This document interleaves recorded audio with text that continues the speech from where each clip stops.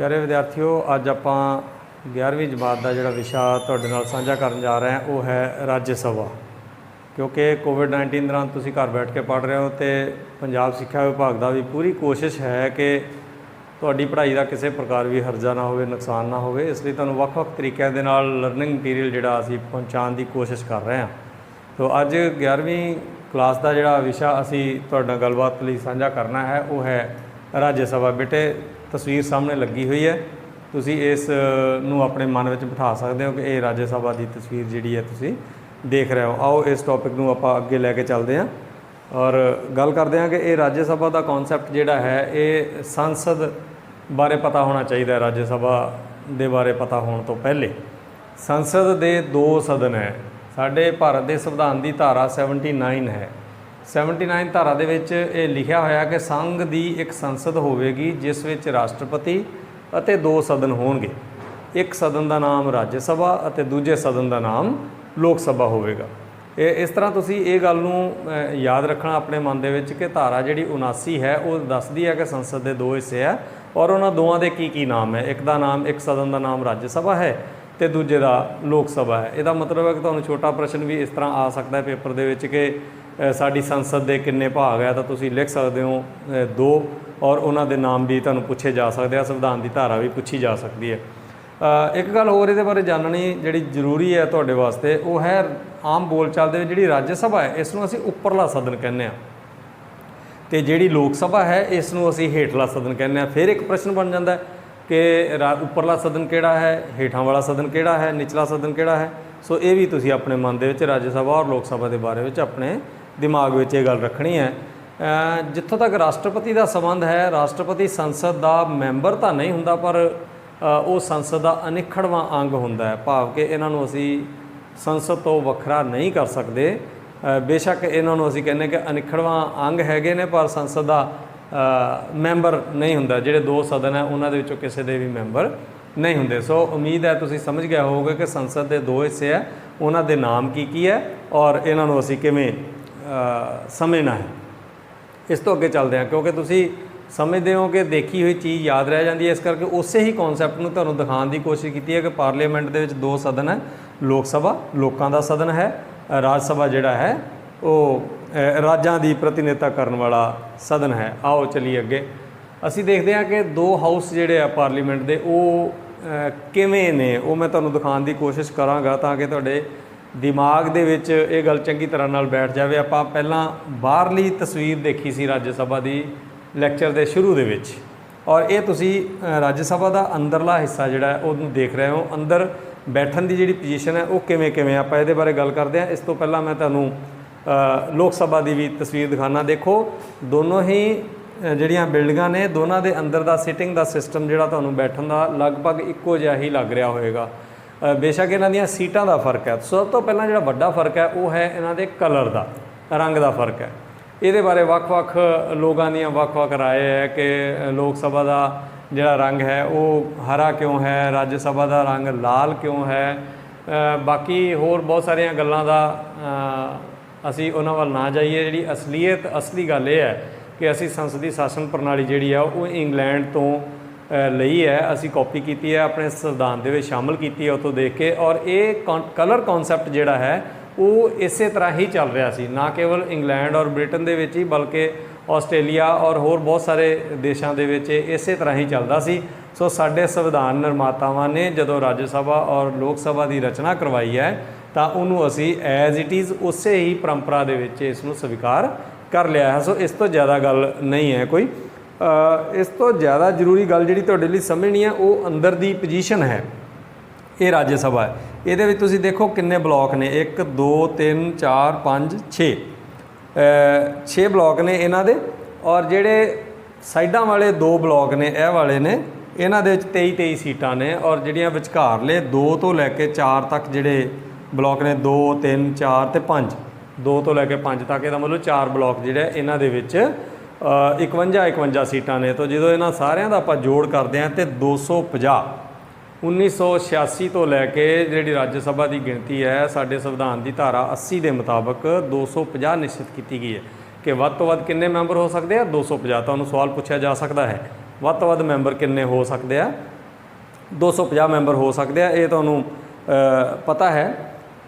ਇਸ ਤੋਂ ਬਾਅਦ ਇਹਦੇ ਵਿੱਚ ਜਿਹੜੇ ਇਹਦੀ ਸਿਟਿੰਗ ਤੁਹਾਨੂੰ ਦੱਸ ਦਿੱਤੀ ਹੈ। ਲੋਕ ਸਭਾ ਦੇ ਵਿੱਚ ਵੀ ਇਸੇ ਤਰ੍ਹਾਂ ਹੀ ਜਿਹੜੇ ਬਾਹਰਲੇ ਦੋ ਸਾਡੇ ਬਲਾਕ ਨੇ ਬੈਠਣ ਦੇ, ਇਹਨਾਂ ਦੀ ਗਿਣਤੀ ਜਿਹੜੀ ਹੈ ਉਹ 89 ਹੈ, ਸੌਰੀ ਇਹਨਾਂ ਦੀ 97 ਹੈ, 97 ਹੈ, ਔਰ ਜਿਹੜੇ ਬਾਕੀ ਦੇ 4 ਬਲਾਕ ਹੈ ਇਹਨਾਂ ਦੀ 89 ਹੈ। ਸੋ ਇਸ ਤਰ੍ਹਾਂ ਇਹਨਾਂ ਦੀ ਜਿਹੜੀ ਕੁੱਲ ਗਿਣਤੀ ਬਣਦੀ ਹੈ ਉਹ 550 ਬਣਦੀ ਹੈ, ਕਿਉਂਕਿ ਤੁਹਾਨੂੰ ਪਤਾ 545 ਮੈਂਬਰ ਸਾਡੀ ਲੋਕ ਸਭਾ ਦੇ ਇਸ ਵੇਲੇ ਹੈਗੇ ਨੇ।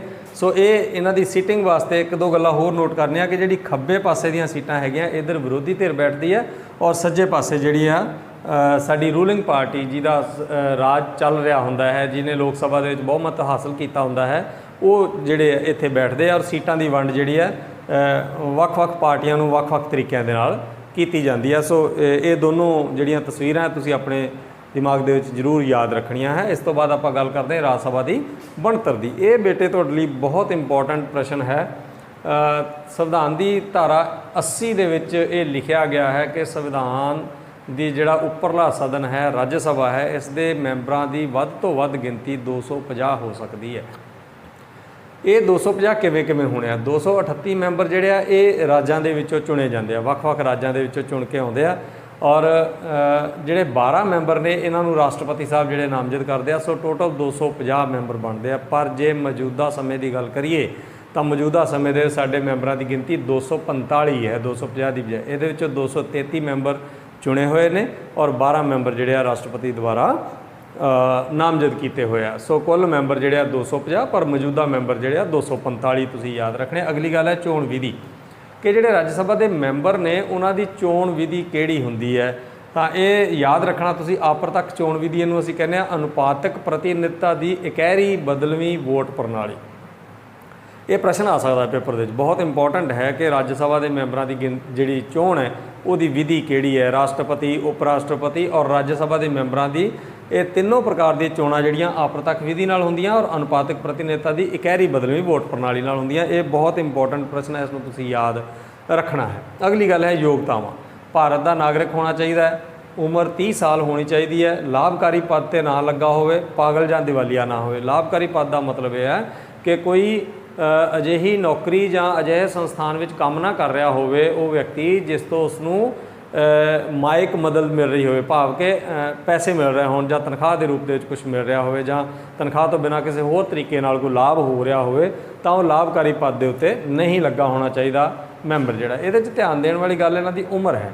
ਉਮਰ ਜਿਹੜੀ ਹੈ 30 ਸਾਲ ਹੁੰਦੀ ਹੈ। ਇਸ ਨੂੰ ਤੁਸੀਂ ਇਹ ਸਾਰੀਆਂ ਇਹ ਯੋਗਤਾਵਾਂ ਜਿਹੜੀਆਂ ਸਮੇਂ-ਸਮੇਂ 'ਤੇ ਸੰਸਦ ਦੁਆਰਾ ਬਦਲੀਆਂ ਵੀ ਜਾਂਦੀਆਂ, ਇਸ ਕਰਕੇ ਇਹਨਾਂ ਨੂੰ ਕਿਸੇ ਵੇਲੇ ਵੀ ਬਦਲਿਆ ਜਾ ਸਕਦਾ। ਪਰ ਮੌਜੂਦਾ ਸਮੇਂ ਦੇ ਸਾਡੇ ਕੋਲ ਇਹ ਜਿਹੜੀਆਂ ਸ਼ਰਤਾਂ ਹੈਗੀਆਂ ਇਹ ਤੁਸੀਂ ਦੇਖ ਰਹੇ ਹੋ। ਇਸ ਤੋਂ ਬਾਅਦ ਆਪਾਂ ਗੱਲ ਕਰਦੇ ਹਾਂ ਮਿਆਦ, ਕਿ ਕਿੰਨੇ ਸਮੇਂ ਤੱਕ ਰਾਜ ਸਭਾ ਦਾ ਮੈਂਬਰ ਰਹਿ ਸਕਦਾ ਕੋਈ।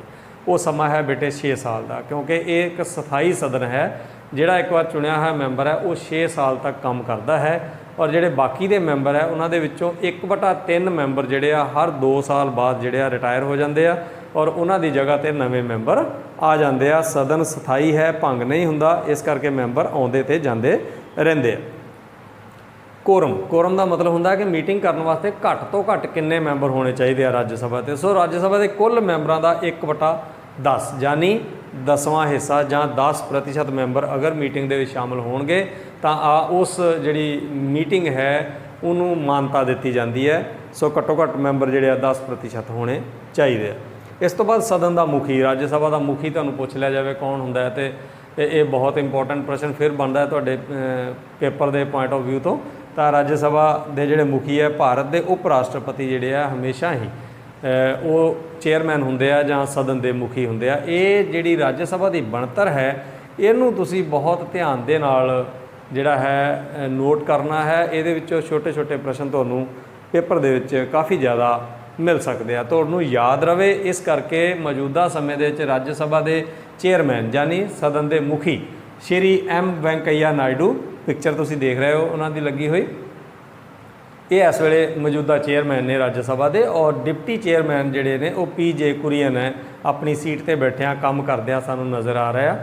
ਇਹ ਡਿਪਟੀ ਚੇਅਰਮੈਨ ਔਰ ਚੇਅਰਮੈਨ ਸ਼੍ਰੀ ਵੈਂਕਈਆ ਨਾਇਡੂ ਅਤੇ PJ ਕੁਰੀਅਨ ਦੀ ਤਸਵੀਰ ਤੁਸੀਂ ਦੇਖੀ ਹੈ, ਤਾਂ ਜੋ ਤੁਹਾਨੂੰ ਯਾਦ ਰਹਿ ਸਕੇ ਰਾਜ ਸਭਾ ਦੇ ਬਾਰੇ 'ਚ। ਇਸ ਤੋਂ ਬਾਅਦ ਕੁਝ ਬਹੁਤ ਇੰਪੋਰਟੈਂਟ ਗੱਲਾਂ ਹੈ ਬੇਟੇ ਜਿਹੜੀਆਂ ਮੈਂ ਤੁਹਾਡੇ ਨਾਲ ਕਰਨੀਆਂ ਚਾਹੁੰਦਾ, ਉਹ ਯਾਦ ਰੱਖਣਯੋਗ ਗੱਲਾਂ ਦੇ ਟੌਪਿਕ ਹੇਠ ਮੈਂ ਲਿਆਂਦੀਆਂ। ਸਭ ਤੋਂ ਪਹਿਲਾਂ ਕਿ ਰਾਜ ਸਭਾ ਇੱਕ ਸਥਾਈ ਸਦਨ ਹੈ। ਇਹਦੇ ਬਾਰੇ ਤੁਹਾਨੂੰ ਇਹ ਪਤਾ ਹੋਣਾ ਚਾਹੀਦਾ ਹੈ ਕਿ ਲੋਕ ਸਭਾ ਜਿਵੇਂ ਅਸੀਂ ਕਹਿੰਦੇ 5 ਸਾਲ ਤੱਕ ਹੁੰਦੀ ਹੈ ਜਾਂ ਕੁਝ ਹਾਲਾਤ ਇਸ ਤਰ੍ਹਾਂ ਦੇ ਹੋਣ ਤੇ 5 ਸਾਲ ਤੋਂ ਪਹਿਲੇ ਵੀ ਭੰਗ ਹੋ ਸਕਦੀ ਹੈ, ਪਰ ਰਾਜ ਸਭਾ ਦੇ ਵਿੱਚ ਇਸ ਤਰ੍ਹਾਂ ਨਹੀਂ ਹੈ। ਰਾਜ ਸਭਾ ਇੱਕ ਸਥਾਈ ਸਦਨ ਹੈ, ਪਰਮਾਨੈਂਟ ਹਾਊਸ ਹੈ, ਭਾਵ ਕਿ ਇਸ ਨੇ ਭੰਗ ਨਹੀਂ ਹੋਣਾ। ਤਾਂ ਸਥਾਈ ਸਦਨ ਦਾ ਮਤਲਬ ਹੈ ਕਿ ਭੰਗ ਨਹੀਂ ਹੋਣ ਵਾਲਾ, ਹਮੇਸ਼ਾ ਚੱਲੇਗਾ। ਫਿਰ ਚੱਲਦਾ ਕਿਵੇਂ ਆ? ਆਪਾਂ ਪਿੱਛੇ ਪੜ੍ਹਿਆ ਸੀ ਕਿ ਇਸ ਦੇ ਮੈਂਬਰਾਂ ਦੀ ਜਿਹੜੀ ਮਿਆਦ ਹੈ ਉਹ ਹੁੰਦੀ ਹੈ 6 ਸਾਲ ਤੱਕ। ਤਾਂ ਇਹਦੇ ਵਿੱਚ ਹੁੰਦਾ ਕਿ ਹਰ 2 ਸਾਲ ਬਾਅਦ ਜਿਹੜੇ 1/3 ਮੈਂਬਰ ਹੈਗੇ ਆ ਰਾਜ ਸਭਾ ਦੇ, ਉਹ ਰਿਟਾਇਰ ਹੋ ਜਾਂਦੇ ਆ। ਉਹਨਾਂ ਦੀ ਜਗ੍ਹਾ ਦੇ ਉੱਤੇ ਨਵੇਂ ਮੈਂਬਰ ਚੁਣ ਕੇ ਰਾਜਾਂ ਦੇ ਵਿੱਚੋਂ ਆ ਜਾਂਦੇ ਆ। ਉਹਨਾਂ ਚੁਣੇ ਹੋਏ ਮੈਂਬਰਾਂ ਦਾ ਜਦੋਂ 6 ਸਾਲ ਦਾ ਸਮਾਂ ਹੋ ਜਾਂਦਾ ਹੈ, ਉਹ ਫਿਰ ਇਸੇ ਤਰ੍ਹਾਂ ਹੀ ਰਿਟਾਇਰ ਹੁੰਦੇ ਜਾਂਦੇ ਆ, ਨਵੇਂ ਮੈਂਬਰ ਆਉਂਦੇ ਜਾਂਦੇ ਆ। ਸੋ ਇਹ ਸਦਨ ਭੰਗ ਨਹੀਂ ਹੁੰਦਾ, ਇਹ ਸਥਾਈ ਸਦਨ ਹੈ। ਪ੍ਰਸ਼ਨ ਫੇਰ ਬਣਦਾ ਹੈ ਛੋਟਾ ਕਿ ਕਿਹੜਾ ਸਦਨ ਦੋਵਾਂ ਸਦਨਾਂ ਦੇ ਵਿੱਚੋਂ ਸਥਾਈ ਸਦਨ ਹੈ, ਜਾਂ ਸਥਾਈ ਸਦਨ ਦਾ ਨਾਮ ਲਿਖੋ, ਰਾਜ ਸਭਾ ਸਥਾਈ ਸਦਨ ਹੈ ਜਾਂ ਨਹੀਂ ਹੈ। ਇਸ ਤਰ੍ਹਾਂ ਦੇ ਪ੍ਰਸ਼ਨ ਜਿਹੜੇ ਆ ਇਸ ਪੁਆਇੰਟ ਤੋਂ ਬਣ ਸਕਦੇ ਆ। ਸੋ ਇਸ ਤੋਂ ਬਾਅਦ ਅਗਲੀ ਗੱਲ ਹੈ ਰਾਜਾਂ ਨੂੰ ਆਸਮਾਨ ਪ੍ਰਤੀਨਿਧਤਾ।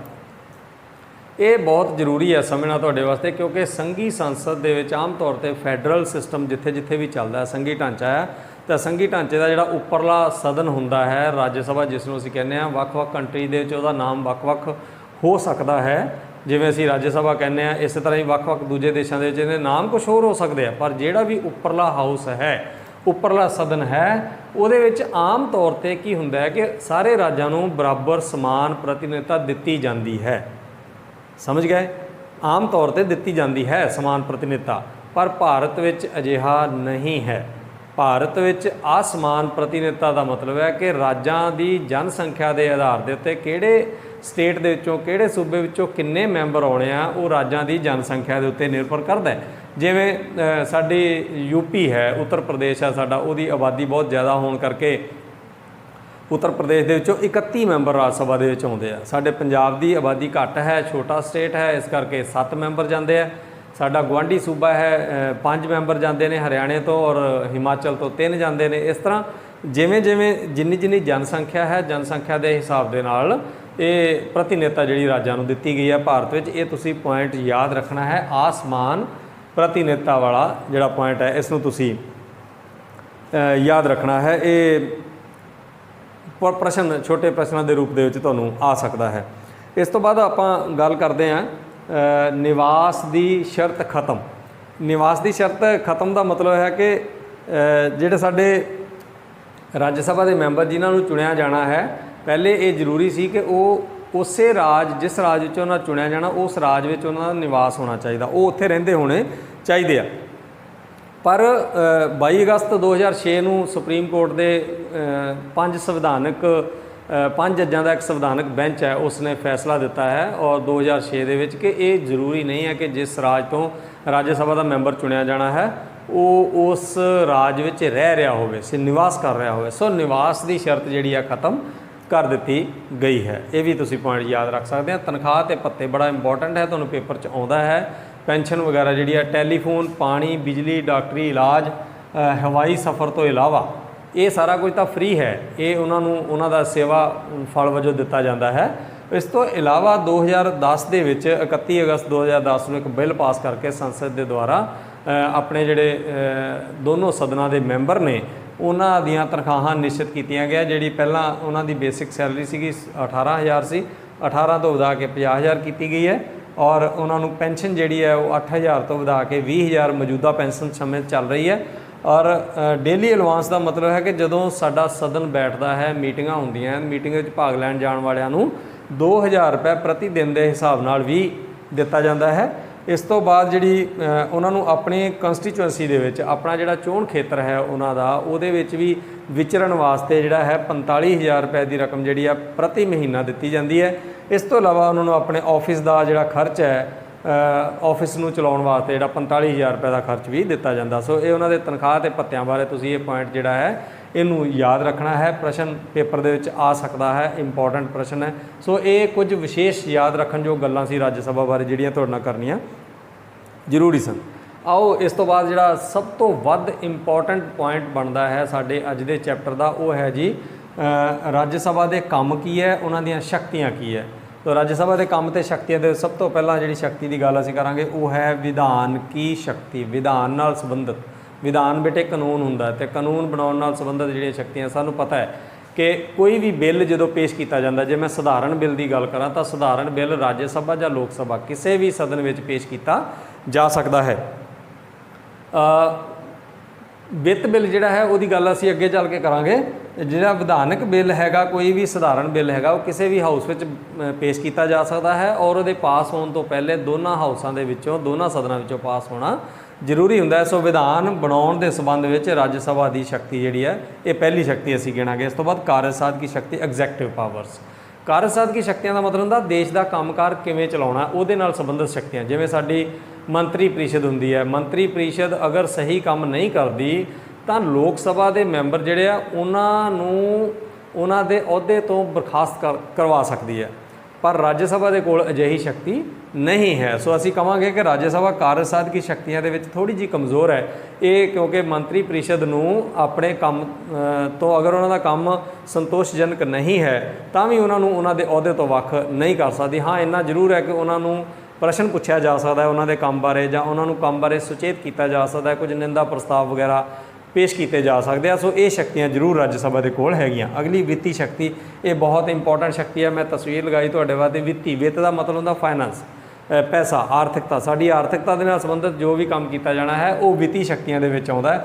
ਵਿੱਤੀ ਸ਼ਕਤੀਆਂ ਦੇ ਮਾਮਲੇ 'ਚ ਤੁਸੀਂ ਯਾਦ ਰੱਖਣਾ ਹੈ ਕਿ ਰਾਜ ਸਭਾ ਦਾ ਪਲੜਾ ਲੋਕ ਸਭਾ ਨਾਲੋਂ ਕਾਫੀ ਕਮਜ਼ੋਰ ਹੈ, ਵੀਕ ਹੈ। ਮੈਂ ਕਾਰਨ ਦੱਸਦਾ ਜੀ। ਪਹਿਲੀ ਗੱਲ, ਵਿੱਤ ਬਿੱਲ ਜਿਹੜਾ ਹੈ, ਫਾਈਨਾਂਸ ਬਿੱਲ ਜਿਹਨੂੰ ਅਸੀਂ ਕਹਿੰਦੇ ਹਾਂ, ਉਹ ਲੋਕ ਸਭਾ ਵਿੱਚ ਹੀ ਪੇਸ਼ ਕੀਤਾ ਜਾ ਸਕਦਾ, ਪਹਿਲੇ ਰਾਜ ਸਭਾ ਵਿੱਚ ਪੇਸ਼ ਹੀ ਨਹੀਂ ਕੀਤਾ ਜਾ ਸਕਦਾ, ਨੰਬਰ 1। ਨੰਬਰ 2, ਅਗਰ ਲੋਕ ਸਭਾ ਬਿੱਲ ਪਾਸ ਕਰ ਦਿੰਦੀ ਹੈ ਫਾਈਨਾਂਸ ਵਿੱਤ ਬਿੱਲ, ਤਾਂ ਉਹ ਰਾਜ ਸਭਾ ਨੂੰ ਭੇਜਿਆ ਜਾਂਦਾ ਤੇ ਰਾਜ ਸਭਾ ਕੇਵਲ ਉਸ ਨੂੰ 14 ਦਿਨ ਤੱਕ ਰੋਕ ਕੇ ਰੱਖ ਸਕਦੀ ਹੈ। 14 ਦਿਨ ਤੱਕ ਅਗਰ ਰਾਜ ਸਭਾ 'ਚ ਪਾਸ ਨਹੀਂ ਹੁੰਦਾ ਤਾਂ ਉਸ ਬਿੱਲ ਨੂੰ ਆਟੋਮੈਟਿਕਲੀ ਆਪਣੇ ਆਪ ਪਾਸ ਹੋਇਆ ਸਮਝਿਆ ਜਾਂਦਾ ਹੈ।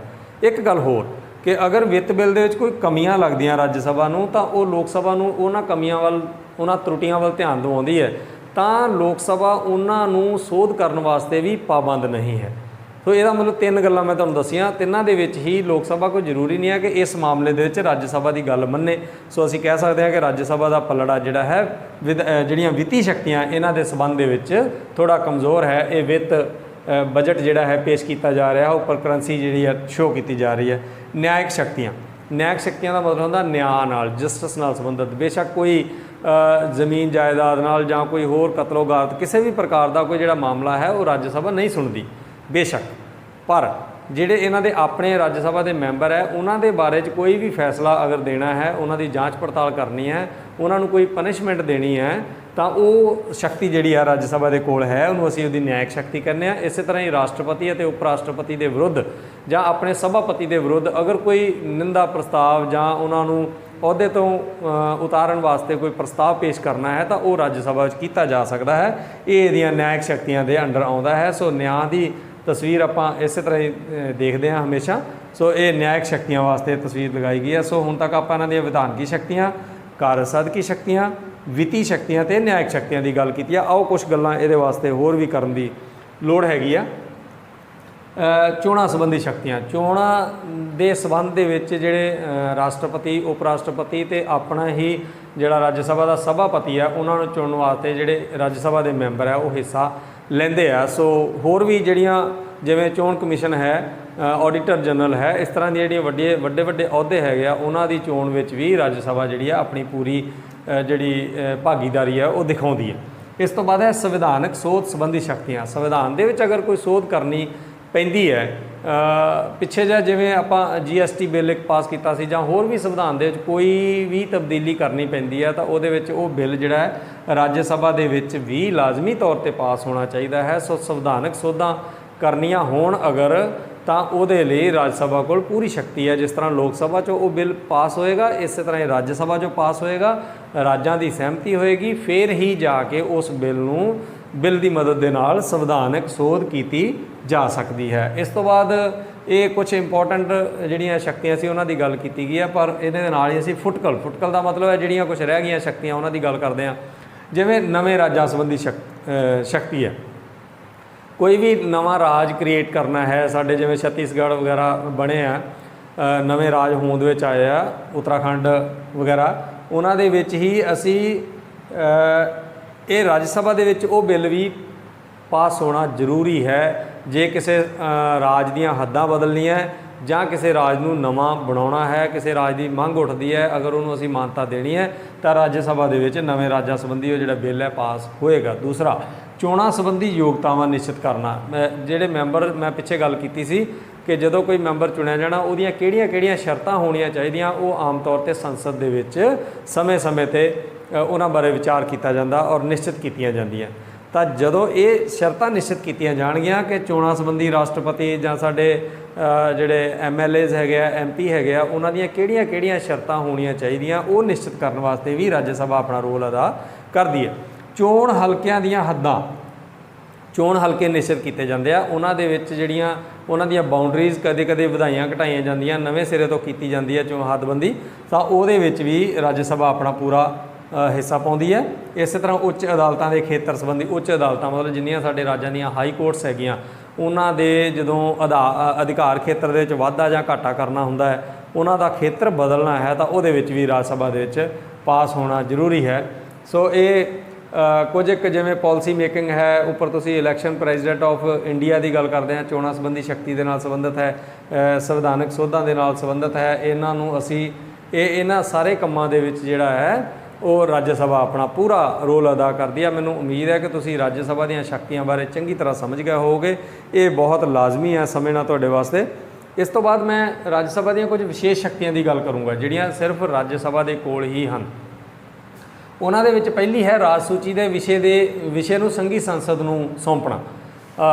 ਕੋਈ ਵੀ ਵਿਸ਼ਾ ਅਗਰ ਰਾਜ ਸਭਾ ਇਹ ਮਹਿਸੂਸ ਕਰੇ ਕਿ ਇਸ ਨੂੰ ਸੰਘੀ ਸੰਸਦ ਜਾਂ ਮਤਲਬ ਰਾਜ ਸੂਚੀ ਦੇ ਵਿੱਚੋਂ ਕੱਢ ਕੇ ਸਮਵਰਤੀ ਸੂਚੀ ਦੇ ਵਿੱਚ ਜਾਂ ਸੰਘੀ ਸੂਚੀ ਦੇ ਵਿੱਚ ਪਾਉਣਾ ਹੈ, ਤਾਂ 1 ਸਾਲ ਵਾਸਤੇ ਰਾਜ ਸਭਾ ਇਹ ਬਿੱਲ ਪੇਸ਼ ਕਰ ਸਕਦੀ ਹੈ, ਪਾਸ ਕਰ ਸਕਦੀ ਹੈ ਕਿ ਕੋਈ ਵੀ ਵਿਸ਼ਾ ਜਿਵੇਂ ਐਜੂਕੇਸ਼ਨ ਹੈ ਜਾਂ ਹੈਲਥ ਹੈ, ਸਿਹਤ ਦਾ ਹੈ, ਉਹ ਕੋਈ ਇਸ਼ੂ ਅਗਰ ਲੱਗਦਾ ਹੈ ਰਾਜ ਸਭਾ ਨੂੰ ਕਿ ਇਸ ਨੂੰ 1 ਸਾਲ ਵਾਸਤੇ ਦੂਸਰੀ ਸੂਚੀ ਵਿੱਚ ਟ੍ਰਾਂਸਫਰ ਕਰਨਾ ਚਾਹੀਦਾ ਹੈ, ਤਾਂ ਉਹ ਰਾਜ ਸਭਾ ਦੇ ਕੋਲ ਸ਼ਕਤੀ ਹੈ, ਰਾਜ ਸਭਾ ਅਜਿਹਾ ਕਰ ਸਕਦੀ ਹੈ। ਸੋ ਇਹਦੀ ਵਿਸ਼ੇਸ਼ ਸ਼ਕਤੀਆਂ ਦੇ ਵਿੱਚ ਤੁਸੀਂ ਯਾਦ ਰੱਖਣਾ। ਦੂਸਰਾ, ਨਵੀਆਂ ਸਰਵ ਭਾਰਤੀ ਸੇਵਾਵਾਂ।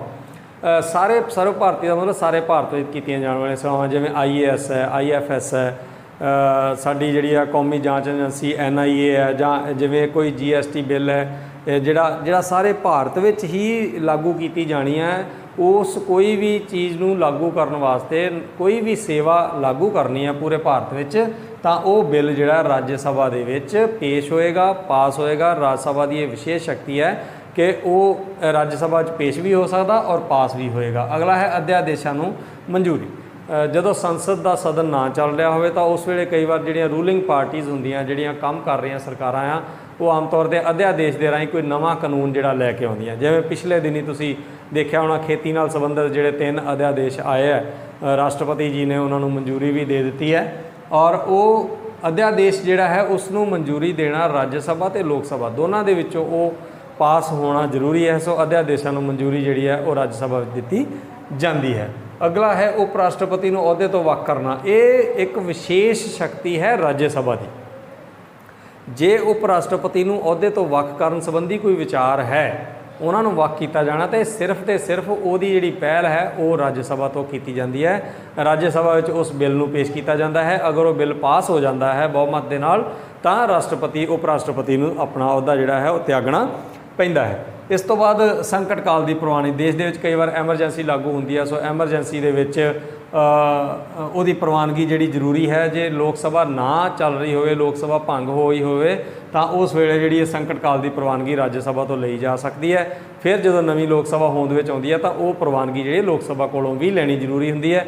ਪਰ ਅਗਰ ਲੋਕ ਸਭਾ ਨਹੀਂ ਹੈ ਤਾਂ ਉਸ ਵੇਲੇ ਸੰਕਟ ਕਾਲ ਦੀ ਪ੍ਰਵਾਨਗੀ ਜਿਹੜੀ ਰਾਜ ਸਭਾ ਦੇ ਦਿੰਦੀ ਹੈ। ਹੁਣ ਸੈਸ਼ਨ ਕਿੰਨੀ ਵਾਰ ਸਾਲ ਦੇ ਵਿੱਚ ਮੀਟਿੰਗਾਂ ਹੋਣੀਆਂ ਚਾਹੀਦੀਆਂ? ਆਮ ਤੌਰ 'ਤੇ 3 ਬਜਟ ਜਿਹੜੇ 3 ਸੈਸ਼ਨ ਹੁੰਦੇ ਆ, ਜਿਵੇਂ ਬਜਟ ਸੈਸ਼ਨ ਹੈ, ਮੌਨਸੂਨ ਸੈਸ਼ਨ ਹੈ ਅਤੇ ਸਰਦੀ ਦਾ ਸੈਸ਼ਨ ਹੈ। 3 ਹੁੰਦੇ ਆ, ਆਮ ਤੌਰ 'ਤੇ 3 ਹੁੰਦੇ ਆ, ਪਰ ਕੋਈ ਹਾਲਾਤ ਇੱਦਾਂ ਦੇ ਹੋਣ ਤਾਂ ਸ਼ਾਇਦ 3 ਨਹੀਂ ਵੀ ਹੋ ਸਕਦੇ। ਪਰ ਸਾਲ ਦੇ ਵਿੱਚ ਘੱਟ ਤੋਂ ਘੱਟ 2 ਸਦਨ ਜਾਂ 2 ਵਾਰ ਮੀਟਿੰਗ ਜਿਹੜੀ ਹੈ ਰਾਜ ਸਭਾ ਦੀ ਜ਼ਰੂਰੀ ਹੁੰਦੀ ਹੈ, ਕਿਉਂਕਿ ਇਹ ਸੰਵਿਧਾਨ ਦੇ ਵਿੱਚ ਲਿਖਤੀ ਰੂਪ ਦੇ ਵਿੱਚ ਹੈ ਕਿ ਇੱਕ ਮੀਟਿੰਗ ਤੋਂ ਬਾਅਦ, ਇੱਕ ਸੈਸ਼ਨ ਤੋਂ ਬਾਅਦ ਦੂਸਰਾ ਸੈਸ਼ਨ ਆਉਣ ਦੇ ਵਿੱਚ 6 ਮਹੀਨੇ ਦਾ ਗੈਪ ਤੋਂ ਜ਼ਿਆਦਾ ਨਹੀਂ ਹੋਣਾ ਚਾਹੀਦਾ। ਇਹਦਾ ਮਤਲਬ ਕਿ 6 ਮਹੀਨੇ ਤੋਂ ਵੱਧ ਤੋਂ ਗੈਪ ਅਗਰ ਨਹੀਂ ਹੋਣਾ ਚਾਹੀਦਾ ਤਾਂ ਸਾਲ ਵਿੱਚ ਆਪਣੇ ਆਪ ਹੀ 2 ਮੀਟਿੰਗਾਂ ਹੋ ਗਈਆਂ। ਸੋ ਇਹ ਕੁਝ ਇੱਕ ਵਿਸ਼ੇਸ਼ ਸ਼ਕਤੀਆਂ ਰਾਜ ਸਭਾ ਦੀਆਂ ਸੀ ਜਿਨ੍ਹਾਂ ਬਾਰੇ ਆਪਾਂ ਗੱਲ ਕੀਤੀ ਹੈ। ਇਹਦੇ ਬਾਰੇ ਬੇਟੇ ਰਾਜ ਸਭਾ ਦਾ ਤੇ ਲੋਕ ਸਭਾ ਦਾ ਤੁਲਨਾਤਮਕ ਅਧਿਐਨ 1 ਮਿੰਟ ਦੇ ਵਿੱਚ ਅਸੀਂ ਕਰਾਂਗੇ ਕਿਉਂਕਿ ਟਾਈਮ ਬਹੁਤ ਥੋੜਾ ਹੈ। ਚੋਣ ਵਿਧੀ ਜਿਹੜੀ ਹੈ ਅਪ੍ਰਤੱਖ ਵਿਧੀ ਹੈ ਰਾਜ ਸਭਾ ਦੀ, ਔਰ ਪ੍ਰਤੱਖ ਵਿਧੀ ਸਿੱਧੀ ਚੋਣ ਵਿਧੀ ਜਿਹੜੀ ਲੋਕ ਸਭਾ ਦੀ ਹੈ। ਕੁੱਲ ਮੈਂਬਰ 250 ਹੋ ਸਕਦੇ ਆ ਵੱਧ ਤੋਂ ਵੱਧ, ਇੱਧਰ ਕੁੱਲ ਮੈਂਬਰ ਜਿਹੜੇ ਆ 545 ਤੱਕ ਹੋ ਸਕਦੇ ਆ। ਯੋਗਤਾਵਾਂ, ਸਾਰੀਆਂ ਯੋਗਤਾਵਾਂ ਸਮਾਨ ਨੇ। ਭਾਰਤ ਦਾ ਨਾਗਰਿਕ ਹੋਵੇ, ਉਮਰ 30 ਸਾਲ ਹੋਵੇ, ਲਾਭਕਾਰੀ ਪਦ 'ਤੇ ਨਾ ਲੱਗਾ ਹੋਵੇ, ਦਿਵਾਲੀਆ ਨਾ ਹੋਵੇ, ਇਹ ਸਾਰੀਆਂ ਸ਼ਰਤਾਂ ਦੋਨੋਂ ਪਾਸੇ ਲਾਗੂ ਹੁੰਦੀਆਂ ਸਿਵਾਏ ਇੱਕ ਸ਼ਰਤ ਦੇ। ਤੇ ਉਮਰ ਜਿਹੜੀ ਹੈ ਰਾਜ ਸਭਾ ਦੇ ਮੈਂਬਰਾਂ ਦੀ 30 ਸਾਲ ਹੁੰਦੀ ਹੈ, ਲੋਕ ਸਭਾ ਦੇ ਮੈਂਬਰਾਂ ਦੀ 25 ਸਾਲ ਹੁੰਦੀ ਹੈ। ਇਸੇ ਤਰ੍ਹਾਂ ਹੀ ਮਿਆਦ, ਕਿੰਨੇ ਸਮੇਂ ਤੱਕ ਮੈਂਬਰ ਰਹਿ ਸਕਦਾ, ਲੋਕ ਸਭਾ ਵਿੱਚ 5 ਸਾਲ ਹੈ, ਰਾਜ ਸਭਾ 'ਚ ਵੱਧ ਤੋਂ ਵੱਧ ਜਿਹੜੀ ਮਿਆਦ ਹੈ ਉਹ 6 ਸਾਲ ਹੈ। ਸੈਸ਼ਨ ਇਹ ਦੋਨਾਂ ਦੇ ਵਿੱਚ ਬਰਾਬਰ ਹੈ, 6 ਮਹੀਨੇ ਤੋਂ ਵੱਧ ਦਾ ਫਰਕ ਨਹੀਂ ਹੋਣਾ ਚਾਹੀਦਾ ਇੱਕ ਮੀਟਿੰਗ ਤੋਂ ਦੂਜੀ ਮੀਟਿੰਗ 'ਚ। ਇਹਦਾ ਮਤਲਬ ਸਾਲ ਵਿੱਚ ਘੱਟੋ ਘੱਟ 2 ਸੈਸ਼ਨ ਦੋਨਾਂ ਸਦਨਾਂ ਦੇ ਹੋਣੇ ਚਾਹੀਦੇ ਆ। ਕੋਰਮ ਇਹ ਵੀ ਬਰਾਬਰ ਹੈ, 1/10 ਮੈਂਬਰ ਲੋਕ ਸਭਾ ਦੇ, 1/10 ਮੈਂਬਰ ਰਾਜ ਸਭਾ ਦੇ ਅਗਰ ਹੋਣਗੇ ਤਾਂ ਉਸ ਮੀਟਿੰਗ ਨੂੰ ਪ੍ਰਵਾਨਗੀ ਦਿੱਤੀ ਜਾ ਸਕਦੀ ਹੈ। ਮੁਖੀ, ਉਪ ਰਾਸ਼ਟਰਪਤੀ, ਭਾਰਤ ਦੇ ਉਪ ਰਾਸ਼ਟਰਪਤੀ ਜਿਹੜੇ ਆ ਉਹ ਰਾਜ ਸਭਾ ਦੇ ਮੁਖੀ ਹੁੰਦੇ ਆ, ਔਰ ਲੋਕ ਸਭਾ ਦਾ ਮੁਖੀ ਜਿਹੜਾ ਸਪੀਕਰ ਹੁੰਦਾ। ਬਹੁਤ ਇੰਪੋਰਟੈਂਟ ਪ੍ਰਸ਼ਨ ਆ। ਸੋ ਸਮਾਂ ਘੱਟ ਹੈ, ਇਸ ਕਰਕੇ ਮੈਂ ਜਲਦੀ ਦੇ ਨਾਲ ਤੁਸੀਂ ਆਪਣੇ ਅਧਿਆਪਕ ਦੀ ਆਪਣੀ ਪੁਸਤਕ ਦੀ ਮਦਦ ਦੇ ਨਾਲ ਇਹ ਕੰਪੈਰੀਜ਼ਨ ਦਾ ਚਾਰਟ ਜਿਹੜਾ ਖੁਦ ਵੀ ਤਿਆਰ ਕਰ ਸਕਦੇ ਹੋ। ਇਸ ਤੋਂ ਬਾਅਦ ਆਪਾਂ ਰਾਜ ਸਭਾ ਦੀ ਸਥਿਤੀ ਬਾਰੇ 1 ਮਿੰਟ ਦੇ ਵਿੱਚ ਗੱਲ ਕਰਾਂਗੇ। ਸਾਰੇ ਅਧਿਐਨ ਤੋਂ ਸਪਸ਼ਟ ਹੋ ਜਾਂਦਾ ਕਿ ਰਾਜ ਸਭਾ ਦੀ ਸਥਿਤੀ ਲੋਕ ਸਭਾ ਦੇ ਮੁਕਾਬਲੇ ਕਮਜ਼ੋਰ ਹੈ। ਬਿੱਲ, ਖਾਸ ਕਰਕੇ ਧਨ ਬਿੱਲ ਪਾਸ ਕਰਨ ਤੇ ਮੰਤਰੀ ਮੰਡਲ ਦੇ ਵਿਰੁੱਧ ਕੋਈ ਅਵਿਸ਼ਵਾਸ ਮਤ ਪੇਸ਼ ਕਰਨ ਦੇ ਲਈ ਇਹਨਾਂ ਦੋਵਾਂ ਹਾਲਤਾਂ ਦੇ ਵਿੱਚ ਰਾਜ ਸਭਾ ਦੀ ਸਥਿਤੀ ਮੈਂ ਤੁਹਾਨੂੰ ਦੱਸ ਚੁੱਕਿਆ ਕਾਫੀ ਕਮਜ਼ੋਰ ਹੈ। ਲੇਕਿਨ ਇਹਦਾ ਮਤਲਬ ਇਹ ਨਹੀਂ ਹੈ ਕਿ ਰਾਜ ਸਭਾ ਇੱਕ ਫਾਲਤੂ ਸਦਨ ਹੈ। ਰਾਜ ਸਭਾ ਨੂੰ ਜਦੋਂ ਬਣਾਇਆ ਗਿਆ, ਰਾਜ ਸਭਾ ਦੀਆਂ ਆਪਣੀਆਂ ਕੁਝ ਵਿਸ਼ੇਸ਼ਤਾਵਾਂ ਹੈਗੀਆਂ, ਆਪਣੇ ਕੰਮ ਹੈ, ਆਪਣੀਆਂ ਡਿਊਟੀਜ਼ ਹੈਗੀਆਂ। ਸੋ ਫਾਲਤੂ ਸਦਨ ਨਹੀਂ ਹੈ। ਬਿੱਲਾਂ ਦੀਆਂ ਤਰੁੱਟੀਆਂ ਨੂੰ ਦੂਰ ਕਰਾਉਣਾ, ਜਦੋਂ ਕੋਈ ਬਿੱਲ ਪੇਸ਼ ਕੀਤਾ ਜਾਂਦਾ ਉਹਦੇ 'ਚ ਅਗਰ ਕੋਈ ਕਮੀ ਰਹਿ ਜਾਂਦੀ ਹੈ ਤਾਂ ਰਾਜ ਸਭਾ ਲੋਕ ਸਭਾ ਨੂੰ ਉਹਦੀਆਂ ਤਰੁੱਟੀਆਂ ਵੱਲ ਉਂਗਲ ਕਰ ਸਕਦੀ ਹੈ, ਉਹਨਾਂ ਨੂੰ ਠੀਕ ਕਰਵਾ ਸਕਦੀ ਹੈ। ਲੋਕ ਸਭਾ ਨੂੰ ਜ਼ਿੰਮੇਵਾਰ ਬਣਾਉਣਾ, ਸਾਡਾ ਜਿਹੜਾ ਮੰਤਰੀ ਪ੍ਰੀਸ਼ਦ ਹੈ ਉਹਦੇ ਕੋਲੋਂ ਸਵਾਲ ਪੁੱਛਿਆ ਜਾ ਸਕਦਾ ਹੈ, ਸਵਾਲ ਪੁੱਛ ਕੇ ਉਹਨਾਂ ਨੂੰ ਜ਼ਿੰਮੇਵਾਰ ਬਣਾਇਆ ਜਾ ਸਕਦਾ ਹੈ। ਸਰਵ ਭਾਰਤੀ ਸਭਾਵਾਂ ਕਾਇਮ ਕਰਨੀਆਂ ਔਰ ਸੰਵਿਧਾਨਕ ਸੋਧਾਂ ਕਰਨੀਆਂ, ਸੰਕਟ ਕਾਲ ਦੀ ਪ੍ਰਵਾਨਗੀ ਦੇਣਾ, ਉਪ ਰਾਸ਼ਟਰਪਤੀ ਵਿਰੁੱਧ ਮਹਾਦੋਸ਼ ਆਦਿ ਦਾ ਪ੍ਰਸਤਾਵ ਪਾਸ ਕਰਨਾ, ਇਹ ਕੁਝ ਇੱਕ ਮਹੱਤਵਪੂਰਨ ਭੂਮਿਕਾ ਜਿਹੜੀਆਂ ਰਾਜ ਸਭਾ ਨਿਭਾਉਂਦੀਆਂ। ਸੋ ਅਸੀਂ ਇਹ ਨਹੀਂ ਕਹਿ ਸਕਦੇ ਕਿ ਰਾਜ ਸਭਾ ਜਿਹੜਾ ਹੈ ਇੱਕ ਵਾਧੂ ਸਦਨ ਹੈ, ਇਹਦੀ ਸਾਨੂੰ ਜ਼ਰੂਰਤ ਨਹੀਂ ਹੈ। ਸੋ ਮੈਂ ਉਮੀਦ ਕਰਦਾ ਕਿ ਤੁਹਾਨੂੰ ਇਹ ਜਿਹੜਾ ਅੱਜ ਦਾ ਲੈਸਨ ਹੈ ਇਹ ਚੰਗੀ ਤਰ੍ਹਾਂ ਸਮਝ ਆ ਗਿਆ ਹੋਵੇਗਾ। ਅਗਰ ਤੁਹਾਡੀ ਕੋਈ ਕੁਐਰੀ ਹੈ, ਫ਼ੋਨ ਨੰਬਰ ਲਿਖਿਆ ਹੋਇਆ ਹੈ, ਨਾਮ ਮੇਰਾ ਲਿਖਿਆ ਹੋਇਆ ਹੈ, ਤੁਸੀਂ ਮੇਰੇ ਨਾਲ ਵੀ ਗੱਲ ਕਰ ਸਕਦੇ ਹੋ, ਔਰ ਆਪਣੇ ਅਧਿਆਪਕ ਦੇ ਨਾਲ ਕੋਈ ਵੀ ਅਗਰ ਤੁਹਾਡੀ ਇਸ ਚੈਪਟਰ ਨਾਲ ਸੰਬੰਧਿਤ ਕੋਈ ਗੱਲ ਰਹਿ ਗਈ ਹੋਵੇ ਸਮਝ ਤੋਂ ਤਾਂ ਤੁਸੀਂ ਸਾਡੇ ਨਾਲ ਸੰਪਰਕ ਕਰ ਸਕਦੇ ਹੋ। ਉਮੀਦ ਕਰਦਾ ਕਿ ਤੁਹਾਨੂੰ ਇਹ ਪਸੰਦ ਆਇਆ ਹੋਵੇਗਾ। ਬਹੁਤ ਬਹੁਤ ਧੰਨਵਾਦ।